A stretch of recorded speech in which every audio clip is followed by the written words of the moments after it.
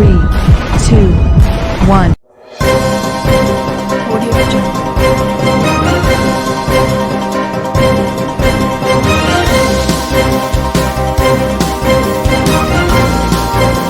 Audio Jungle. Audio Jungle.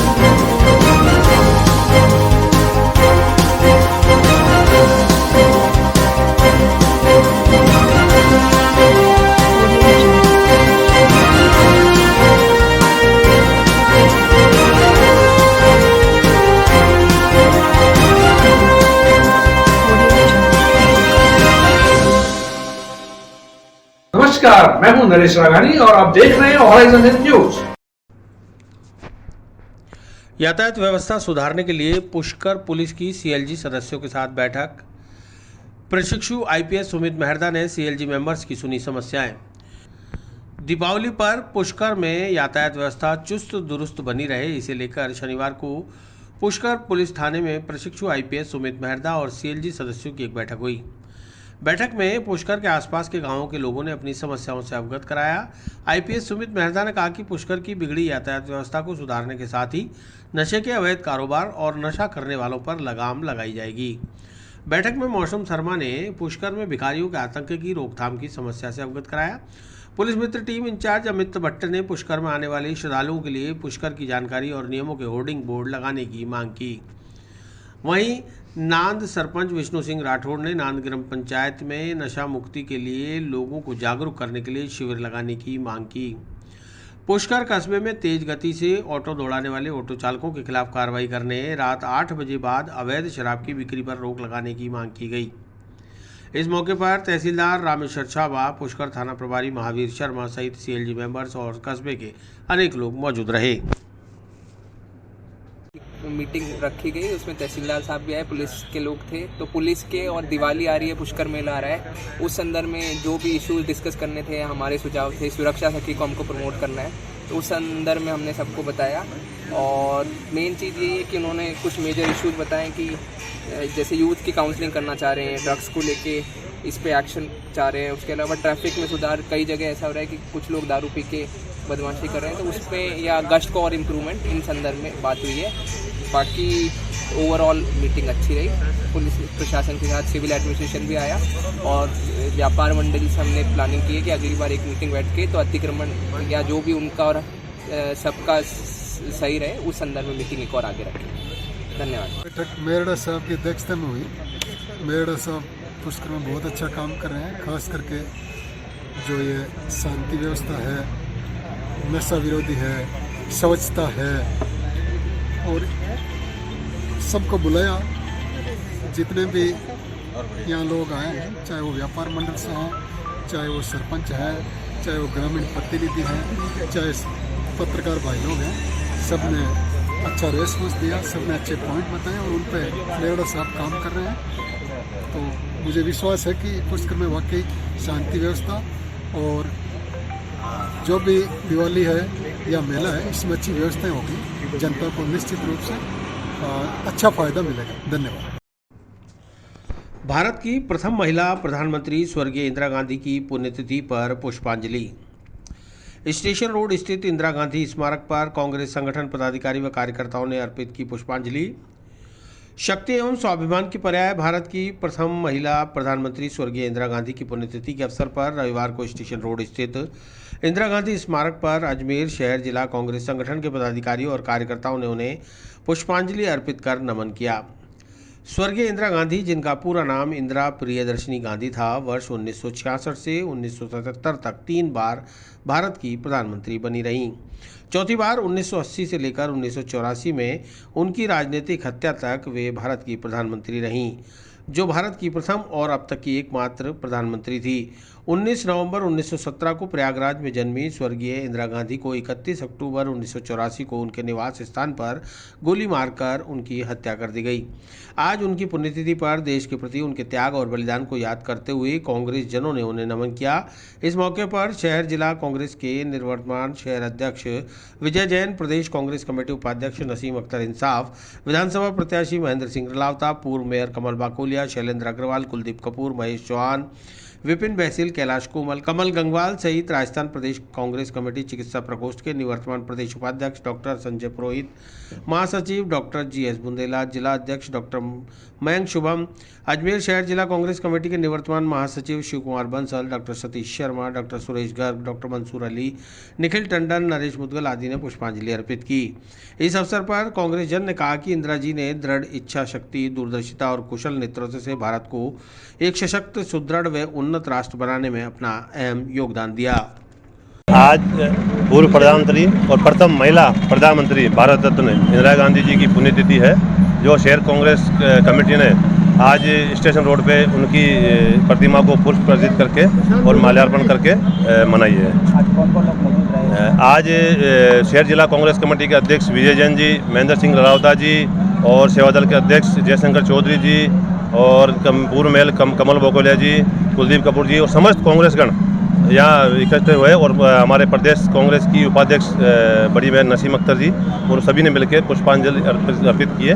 और जिस तरह इंदिरा गांधी जी ने भारत की एकता और अखंडता के लिए प्रयास किया और उसको कायम रखा, आज सबने प्रण लिया कि आने वाले समय में भारत की एकता और अखंडता के लिए सभी देशवासी एकजुट रहेंगे और मिलजुल के काम करेंगे। पंचवटी नवयुवक मंडल द्वारा एक शाम श्याम बाबा के नाम विशाल भजन संध्या का आयोजन। जोधपुर से आए सूफी गायक दिलीप जी गवैया एंड पार्टी के कलाकारों ने भजनों की बहाई सरिता। पंचवटी नवयुवक मंडल द्वारा शनिवार रात आयोजित विशाल भजन संध्या एक शाम श्याम बाबा के नाम में भजन गायकों ने एक से बढ़कर एक भजनों की सरिता बहाकर उपस्थित श्रोताओं को भक्ति सागर में डुबकियां लगवाई। भजन संध्या का आयोजन गली number 3 Dandiya ground, Panchvati colony, Adarsh Nagar में किया गया। आयोजक राकेश और लोकेश मिश्रा ने बताया कि कार्यक्रम का शुभारंभ पिंकी गहलोत ने गणेश वंदना से किया। कार्यक्रम में मुख्य अतिथि उद्योगपति समाजसेवी हेमंत भाटी, विशिष्ट अतिथि समाजसेवी बाबू मेहरा और वार्ड पार्षद 27 से विनोद तंवर थे। भजन संध्या में जोधपुर से सूफी गायक दिलीप गवैया एंड पार्टी द्वारा खाटू श्याम, बाबा रामदेव जी, माताजी सहित देवी देवताओं के भजनों की एक से बढ़कर एक प्रस्तुति दी गई। भजन संध्या में खाटू नरेश बाबा श्याम का मनोहर दरबार सजाकर बाबा श्याम का नयनाभ्राम श्रृंगार किया गया। कार्यक्रम में आए हुए सभी अतिथियों का लोकेश मिश्रा और उनकी टीम ने स्वागत कर आभार जताया।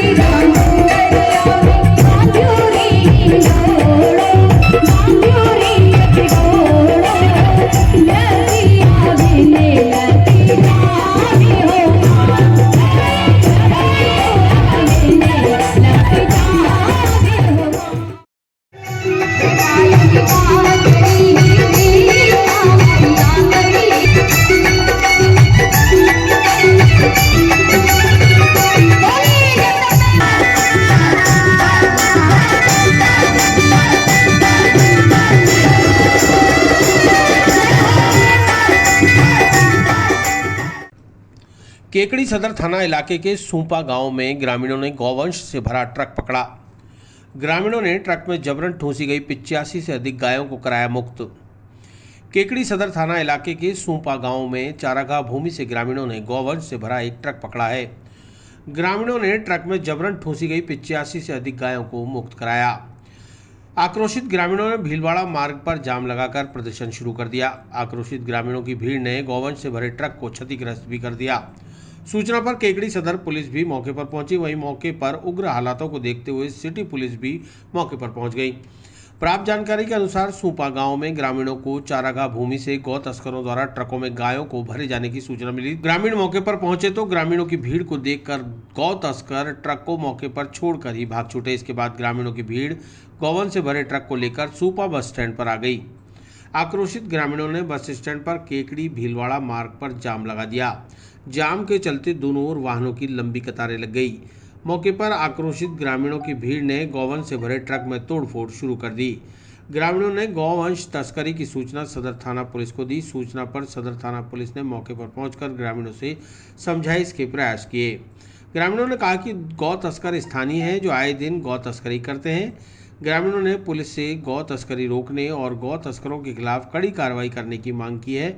खबर लिखे जाने तक ग्रामीण मौके पर जाम लगाकर प्रदर्शन कर रहे थे। वैशाली नगर अमरदीप कॉलोनी में सूने मकान को चोरों ने बनाया निशाना। मकान के ताले तोड़कर अलमारी में रखी रिंग, कैनन का कैमरा, एयरगन सहित अन्य सामान चुराया।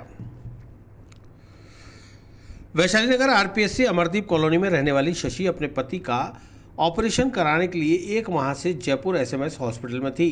28 अक्टूबर को ऑपरेशन कराने के बाद वे अजमेर अपने घर लौटे तो देखा घर के सारे ताले टूटे पड़े थे और घर का सारा सामान बिखरा पड़ा था। चोरी का अंदेशा होने पर उन्होंने घर में जमा तलाशी ली तो घर की अलमारी में रखा एक कैनन का कैमरा, उसका लेंस, एयरगन, बिटिया की एक रिंग गायब थी।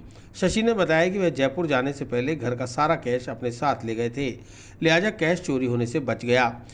फिर भी 1 से सवा लाख रुपए का माल चोर चुरा कर ले गए हैं। बहरहाल शशि ने कृष्णगंज थाने में अज्ञात चोरों के खिलाफ मुकदमा दर्ज करा दिया है। कृष्णगंज थाना पुलिस चोरों की तलाश में जुट गई है। तो इसलिए हम जयपुर गए थे। डॉक्टर्स के अकॉर्डिंग हम 8 डेज़ में आ जाते, 10 डेज़ में, लेकिन ऑपरेशन बड़ा था इसलिए 30 डेज़ लग गए हमें वहाँ। और जब हम 28 अक्टूबर को वापस आए हैं तो घर में ताला टूटा हुआ था और घर का सारा सामान बिखरा हुआ था, जिसमें देखा बाद में हमने तो वहाँ कैमरे का बॉक्स तो पड़ा हुआ था, बैग, लेकिन कैमरा नहीं था। कैनन का कैमरा था, उसका लेंस था और बेटे की एयरगन थी, वो गायब थी और एक रिंग सेफ में से, सेफ टूटी हुई पड़ी थी और रिंग नहीं थी वहाँ पर। कैश नहीं था, कैश तो था नहीं, हम नहीं छोड़ कर गए थे। बाकी सारा सामान, रसोई के बर्तन वगैरह सब फैले पड़े थे, मसाले के डब्बे, आटे का डब्बा सब फैला हुआ था। हाँ, रिपोर्ट दर्ज करवा ये कृष्णगंज थाना, एसएमएस हॉस्पिटल जयपुर। हस्बैंड भर्ती थे, हस्बैंड को लेके गए थे ऑपरेशन के लिए कृष्णगंज में। Amardeep colony, RPSC colony, Vaishali Nagar, Ajmer. 1 lakh का तो गया ही है। आयरन लेडी स्वर्गीय इंदिरा गांधी की पुण्यतिथि और लौह पुरुष सरदार वल्लभ भाई पटेल की जयंती। एनएसयूआई छात्र संगठन के द्वारा घुमंतु जाति परिवार के गरीब बच्चों को फलों का वितरण। रविवार को आयरन लेडी, भारत की पहली महिला प्रधानमंत्री इंदिरा प्रियदर्शनी गांधी की पुण्यतिथि और लौह पुरुष सरदार वल्लभ भाई पटेल की जयंती पर भारतीय राष्ट्रीय छात्र संगठन के द्वारा सम्राट पृथ्वीराज चौहान राजकीय महाविद्यालय के बाहर झाड़ू बनाकर गुजर बसर करने वाले घुमंतु परिवारों के बच्चों को फलों का वितरण किया गया। छात्र प्रतिनिधि अंकित घारू और वरुण राजौरिया के नेतृत्व में एनएसयूआई छात्रों ने गरीब बच्चों को फल वितरण कर अपने आदर्श महान नेताओं को याद कर श्रद्धांजलि दी। आज अजमेर एनएसयूआई द्वारा भारत की प्रथम महिला प्रधानमंत्री स्वर्गीय श्रीमती इंदिरा गांधी जी एवं वल्लभ भाई पटेल जी की जयंती पर बच्चों को फल एवं भोजन सामग्री वितरित की गई। साथ ही आज शाम को 6 बजे शहीद स्मारक पर श्रद्धांजलि अर्पित की जाएगी। अजमेर के सभी एनएसयूआई कार्यकर्ताओं द्वारा जिस तरह से आज इंदिरा गांधी जी सरदार वल्लभ भाई पटेल की जयंती है, उसी तरह क्या बोलते हैं गरीब बच्चों को फूड सामग्री बांटी गई। ये अपने गवर्नमेंट कॉलेज में। रामगंज थाना अंतर्गत ऑनलाइन धोखाधड़ी का प्रकरण दर्ज। परिवादी लोकेश के 2 बैंक अकाउंट से 72,000 रुपये उड़ाए। रामगंज थाना अंतर्गत ऑनलाइन फ्रॉड का एक मामला दर्ज हुआ, जिसमें परिवादी लोकेश सिंह ने बताया कि उसने गूगल से SBI हेल्पलाइन नंबर सर्च किया। उस नंबर पर जब फ़ोन किया तो सामने वाले कॉलर ने अपने आप को SBI का प्रतिनिधि बताते हुए कहा कि मैं आपकी क्या सेवा कर सकता हूं। इस पर लोकेश ने अपनी सारी परेशानी उसके साथ साझा कर ली। फिर कॉलर ने उससे एनीडेस्क ऐप डाउनलोड कराकर उसके बैंक रजिस्टर्ड नंबर अकाउंट्स की जानकारी लेकर कुछ ही देर में 2-3 ट्रांजैक्शन के जरिए 72,000 रुपये का ऑनलाइन फ्रॉड कर उसको चूना लगा दिया। लोकेश ने बताया कि उसकी मम्मी और उसका दोनों का ज्वाइंट अकाउंट है, जिसमें 75,000 रुपये मम्मी के अकाउंट में थे, जिसमें से 50,000 रुपये धोखेबाज ने ऑनलाइन ट्रांसफ़र कर लिए। इसके बाद 22,000 रुपये और ट्रांसफ़र किए। इस तरह से उसके साथ 72,000 रुपये की धोखाधड़ी हुई है। अपने साथ हुई ठगी की वारदात की जानकारी जब लोकेश को हो गई तो उसने शाम को रामगंज थाने पहुंचकर धोखाधड़ी का मुकदमा दर्ज कराया। पुलिस ने रिपोर्ट दर्ज कर छानबीन शुरू कर दी है। मेरे साथ ऑनलाइन धोखाधड़ी है कॉल के द्वारा। मैंने नंबर सर्च करा था गूगल पे, उस पर डायल करा तो उस पर बात करने के बाद उसने एक एनीडेस्क करके एप्लीकेशन डाउनलोड कराई। उसके बाद उसने मेरे से रजिस्टर्ड बैंक अकाउंट नंबर पूछा और मैंने उसको बताया। उसने अपने मतलब 2 अकाउंट नंबर ऐड है इसमें। मैंने कहा जी एक ही मोबाइल से 2 ऐड है। तो वो एक मदर का था, एक मेरा था, जिसमें से उसने बात करते करते ही मदर के अकाउंट से 85,000 रुपये ऑनलाइन काट लिए।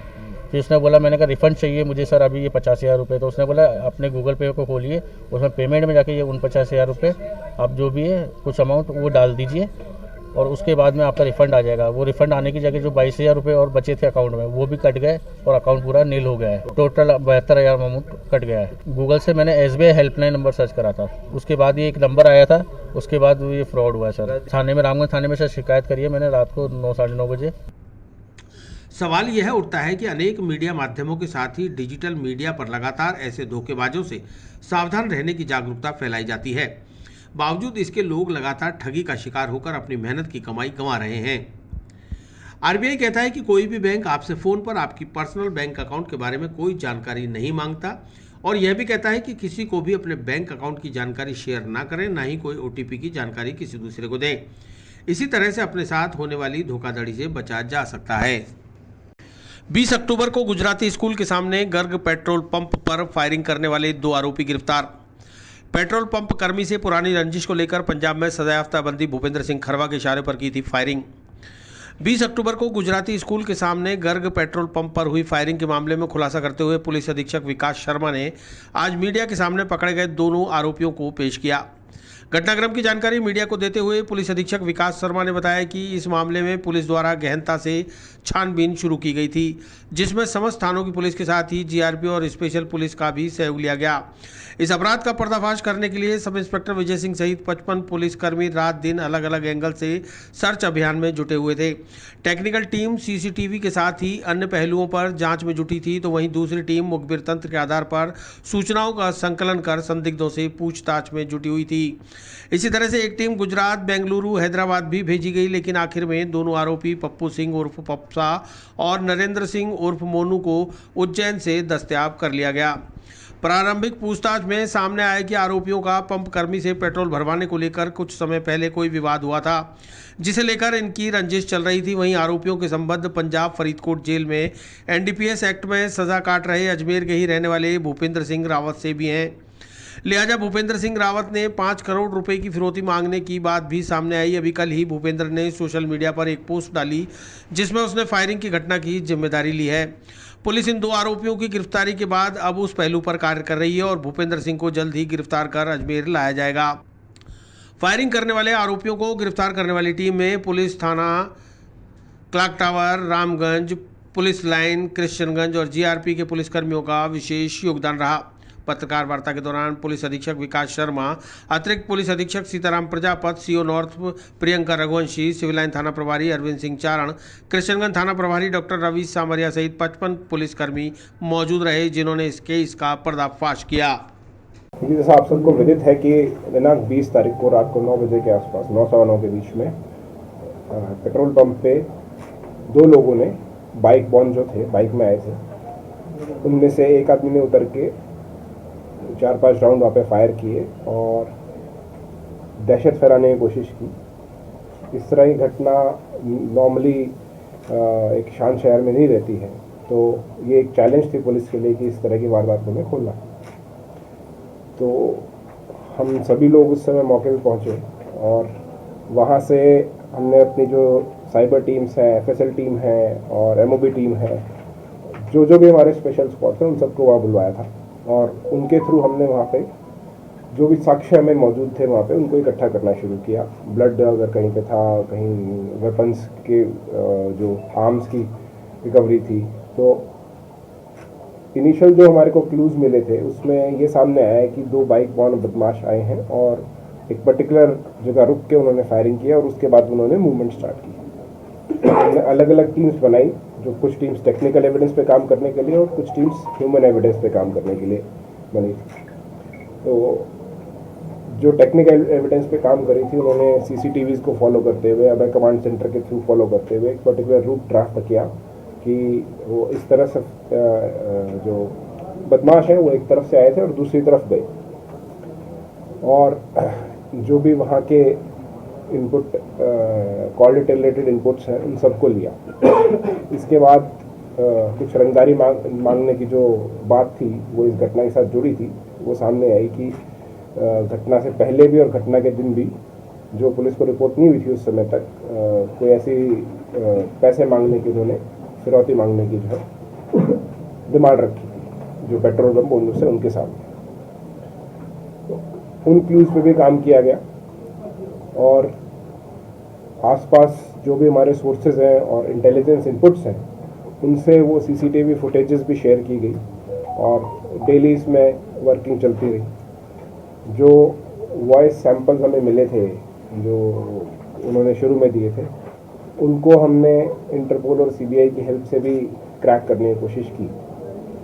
तो ये इस तरह लगातार एक्टिविटी चल रही थी कई दिनों से। जो हमारी टीम है, जो टीम लीडर से आपके सामने खड़े हैं, इसके अलावा अराउंड 50 से 55 के लोग जो है बीच में इसमें लगे हुए थे हमारे, जो अलग अलग चीज़ों पे काम कर रहे थे। कोई संदिग्धों से पूछताछ का काम कर रहा था, कोई आदमी रोड के CCTVs कैमरे चेक करने का काम कर रहा था। तो इसी बीच हमें इंफॉर्मेशन मिली कि एक लड़का है पप्पू, वो घटना के बाद से ही वो एक होटल पे काम करता था, वहाँ से गायब है और उसका हुलिया प्रोबेबल फायरर से मैच करता है। हमने इस पे काम करना शुरू किया। पिछले 4-5 दिन से हम लोग इसी चीज़ पे काम कर रहे थे और जो टेक्निकल इनपुट्स हमें वहाँ से मिले और जो क्लूज़ हमने उस पर्टिकुलर आदमी पप्पू के बारे में प्राप्त किए, उसके बाद से हमें काफ़ी क्लियर होने लग गया था कि इसमें एक आदमी इन्वॉल्व है, वो पप्पू है। इसके साथ जो फायरिंग करने वाला आदमी था उसको आइडेंटिफाई करने की फिर बाद में कोशिश की गई, क्योंकि ये लोग घटना के बाद से सतर्क हो गए थे। इन्होंने कोई भी ऐसे इम्प्रिंट्स नहीं छोड़े थे, तो इनको ट्रैक करना एक चैलेंज था। इसलिए हमारी कई टीम्स लगातार मूवमेंट कर रही थी। कभी पहले गुजरात गई, वहाँ से बैंगलोर जाने के समाचार उनको प्राप्त हुए, बैंगलोर से इनके हैदराबाद जाने के समाचार प्राप्त हुए, तो वहाँ भी टीम्स हमने भेजी और फाइनली हमारी दूसरी टीम ने इन लोगों को उज्जैन के पास से दस्तयाब किया है। और दूसरा फायरर जो जिस आदमी ने फायरिंग की थी वो मोनू, उस लड़के को भी साथ साथ हमने डिटेन किया है और उनको पकड़ा है। फायरिंग की जो मेन क्लू जो सामने आ रहा है वो एक भूपेंद्र करके एक्यूज्ड है जो भी जेल में बंद है, उसके बारे में बताया जा रहा है, जिसके बारे में इन्वेस्टिगेशन कर रहे हैं। हालांकि 3-4 दिन से इन क्लूज पे हम काम कर रहे थे लगातार और ये नाम भी हमारे सामने थे और इनको पकड़ने के बाद ये चीज़ सामने आई है कि मोनू का कोई पेट्रोल पंप पे किसी बात को लेके कोई विवाद था, जिसके लेके वो रेकी कर रहा था पिछले कुछ दिनों से और इन्होंने ये नंबर उपलब्ध करवाए भूपेंद्र को और इसके बाद इस तरह की घटना को अंजाम दिया गया। मेनली उसे एक पर्टिकुलर रंजिश की वजह से, छोटी सी कोई पेट्रोल भरवाने के विवाद की वजह से और इनके द्वारा रेकी करके और डेवलप करके इस तरह से एक घटना करने का सामने आया है। आयरन लेडी पूर्व प्रधानमंत्री स्वर्गीय इंदिरा गांधी की पुण्यतिथि पर यूथ कांग्रेस और NSUI ने किया दीपदान। इंदिरा गांधी स्मारक पर NSUI और यूथ कांग्रेस के पदाधिकारियों ने दी श्रद्धांजलि। आयरन लेडी के नाम से मशहूर भारत की पहली महिला प्रधानमंत्री इंदिरा प्रियदर्शनी गांधी की पुण्यतिथि पर 31 अक्टूबर रविवार शाम स्टेशन रोड स्थित इंदिरा गांधी स्मारक पर युवक कांग्रेस और NSUI छात्र संगठन के पदाधिकारी और कार्यकर्ताओं द्वारा दीपदान कर उन्हें नमन किया गया और अपनी श्रद्धा व्यक्त करते हुए श्रद्धांजलि दी गई।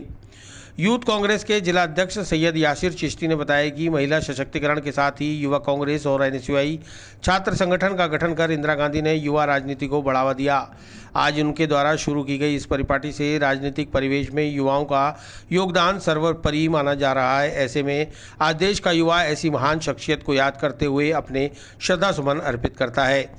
भारत की पूर्व प्रधानमंत्री, जिनको भारत की आयरन लेडी का भी खिताब मिला, हमारी माननीय श्रीमती इंदिरा गांधी जी, उनकी आज पुण्यतिथि के ऊपर यूथ कांग्रेस और एनएसयूआई ने उनके यहाँ पे दीप जला करके उनको श्रद्धांजलि अर्पित करी। और साथ में यूथ कांग्रेस और एनएसयूआई की जो शुरुआत करी थी इंदिरा गांधी जी ने, उस वक्त के अंदर आज उसका हम लोग इतना शुक्रिया अदा करते हैं कि आज युवाओं को जो आगे बढ़ने का भारत में मौका मिला है, उसका सर्वप्रथम श्रेय जो जाता है वो हमारी इंदिरा गांधी जी को जाता है। और उन्होंने भारत के अंदर जिस तरीके से महिला सशक्तिकरण के ऊपर जो काम किया था वो तारीफ काबिल है। और आज भी भारत की जो सियासत है वो इंदिरा गांधी जी की शुक्रिया अदा करती है, जिस तरीके से उन्होंने भारत को आगे बढ़ाने के लिए अपना कर्तव्य निभाया। एनएसयूआई छात्र संगठन के जिला अध्यक्ष भगवान सिंह चौहान ने बताया कि एनएसयूआई छात्र संगठन के पदाधिकारी और कार्यकर्ताओं ने दीपदान से पूर्व राजकीय महाविद्यालय सर्किल पर गरीब बच्चों को फल वितरित किए। इसके बाद इंदिरा गांधी स्मारक पर दीपदान कर महान महिला प्रधानमंत्री आयरन लेडी के नाम से मशहूर स्वर्गीय इंदिरा गांधी को अपनी श्रद्धांजलि अर्पित की। साथ ही लौह पुरुष सरदार वल्लभ भाई पटेल की जयंती पर अपने श्रद्धासुमन अर्पित किए। आज जो स्वर्गीय इंदिरा गांधी जी, जो भारत के आयरन लेडी के नाम से जानी जाती थी, उनकी पुण्यतिथि है। इस अवसर पर यूथ कांग्रेस और एनएसयूआई ने आज अजमेर जिले के अंदर उनकी स्मारक पर आकर उनके स्मारक की सफाई की, साथ में यहाँ पे दीपदान किया। साथ ही आज सरदार वल्लभ पटेल की जयंती भी मनाई गई।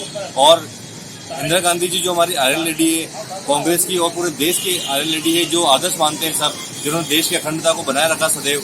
उनके जैसे प्रधानमंत्री जो आज तक कभी नहीं हुआ, और जो पहली प्रधानमंत्री थी भारत की, जो इतनी बोल्ड थी, जिस वजह से उनका नाम आयरन लेडी दिया गया। तो आज उनकी हमने पुण्यतिथि मनाई। इस अवसर पर दिन में एनएसयूआई द्वारा गरीब बच्चों को फल वितरित भी किए गए। विस्तार से पढ़ने के लिए लॉग इन करें horizonhind.com। सच के साथ। Audio Jungle।